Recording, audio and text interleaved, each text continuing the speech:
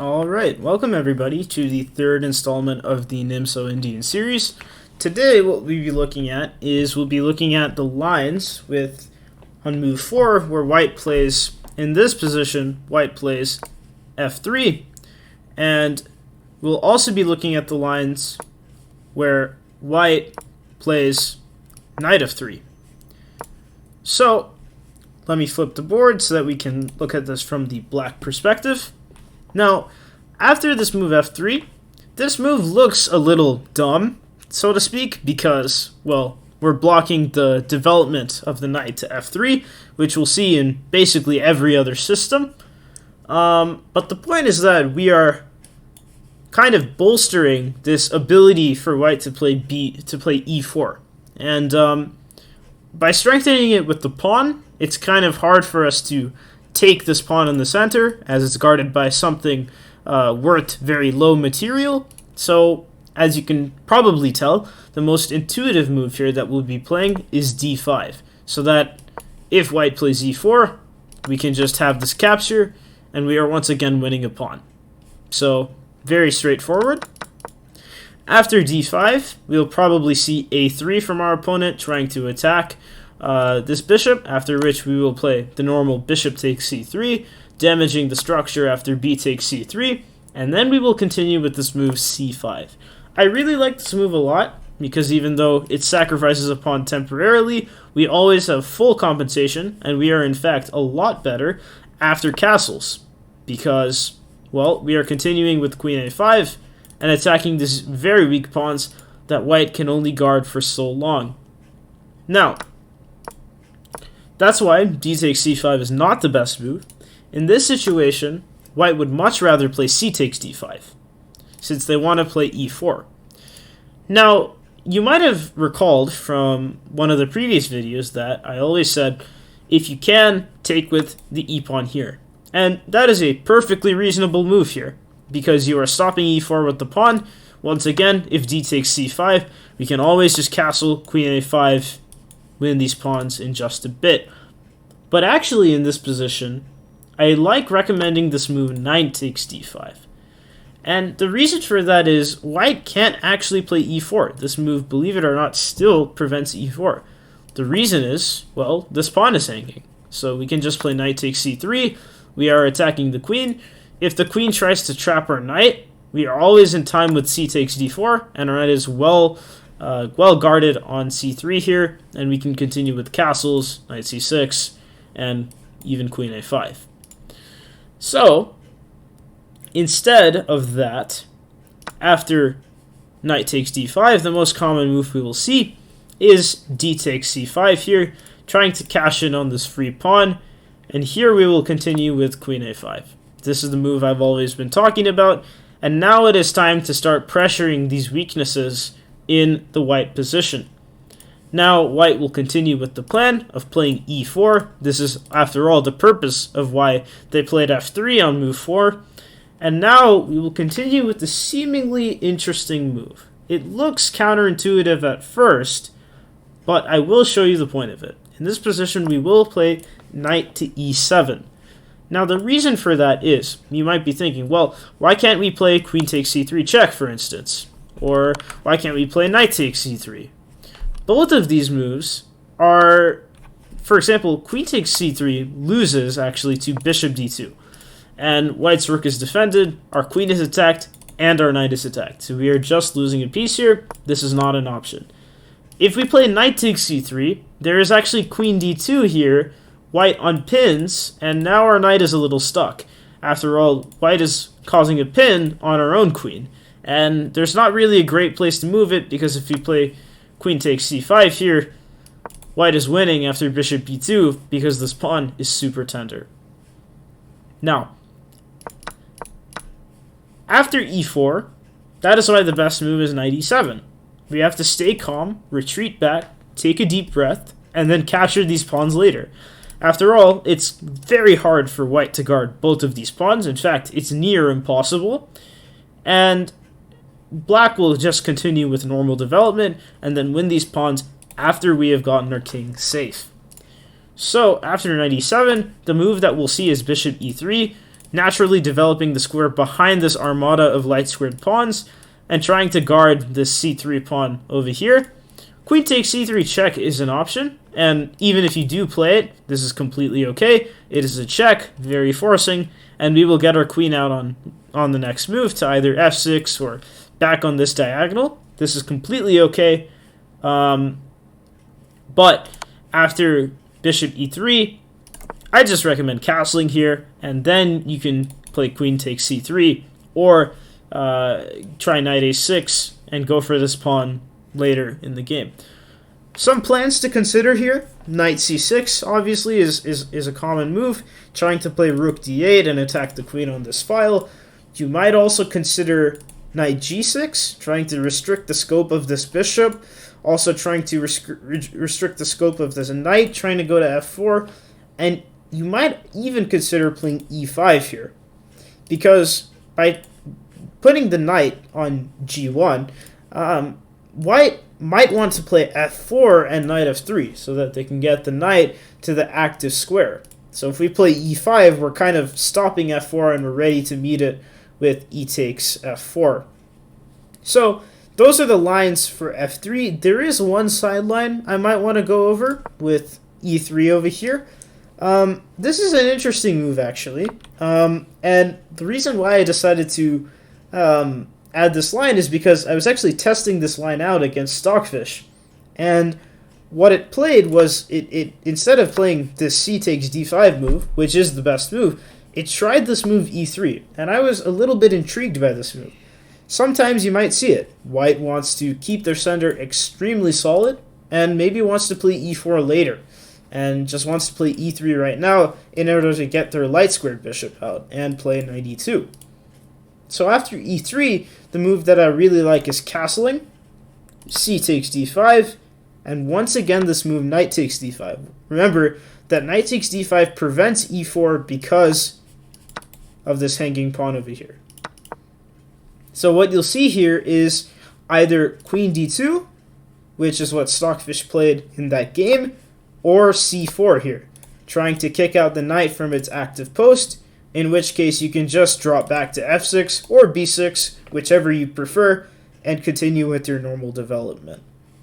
Now, after knight takes d5, a line that is worth going deeper in, though, is queen d2.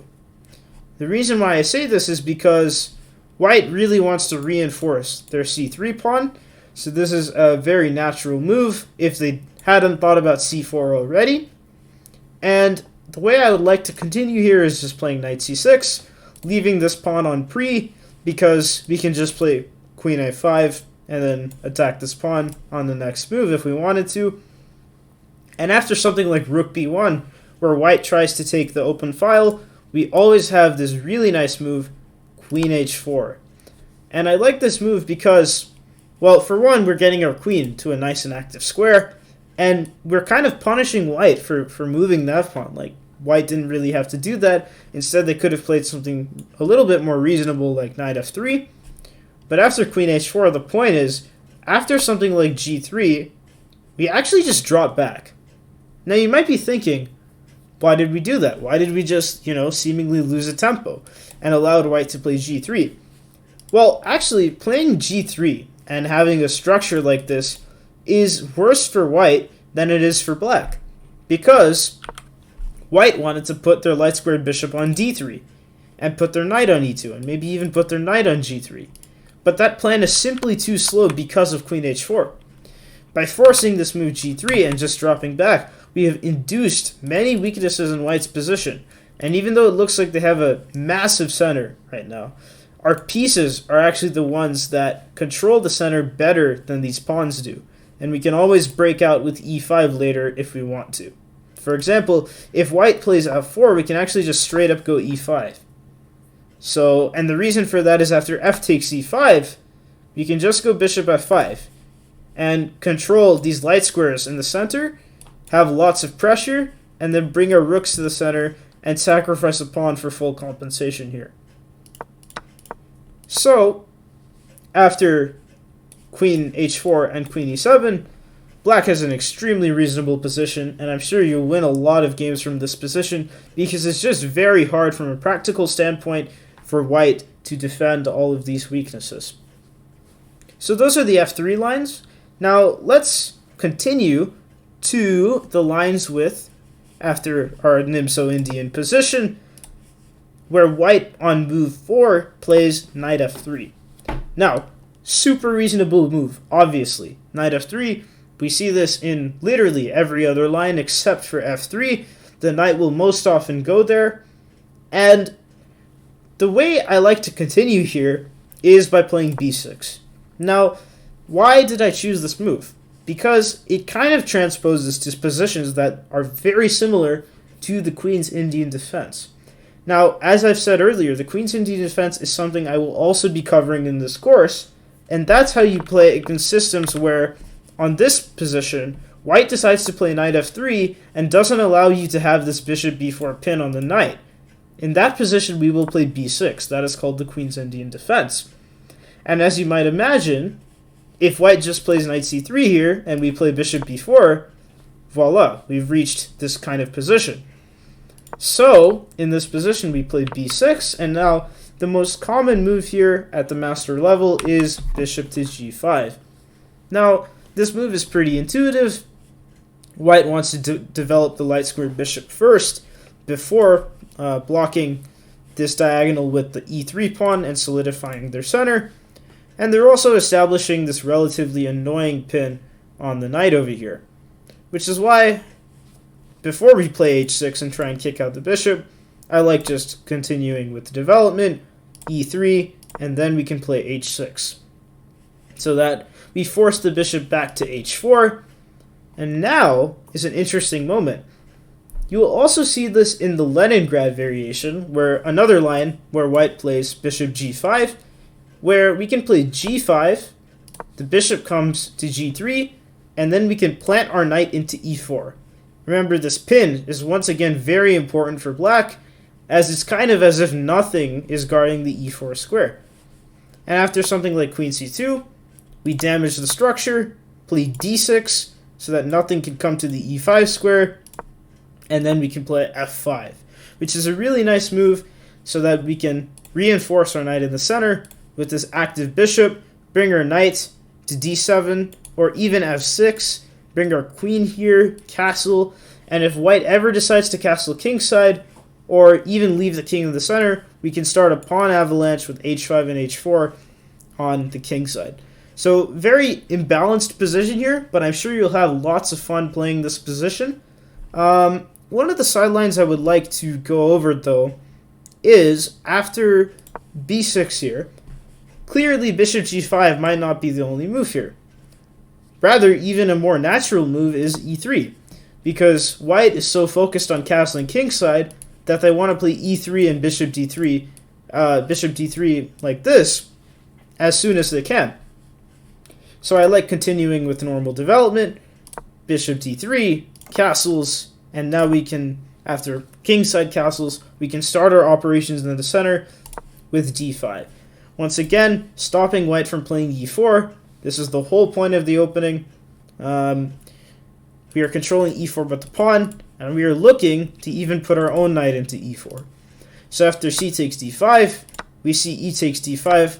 Remember, if knight takes d5, there is obviously some e4 lines here. Obviously, it cannot be played now because white loses a pawn, but even a move like queen c2, guarding the c3 square and putting pressure on this pawn, followed by playing e4, is very reasonable for white.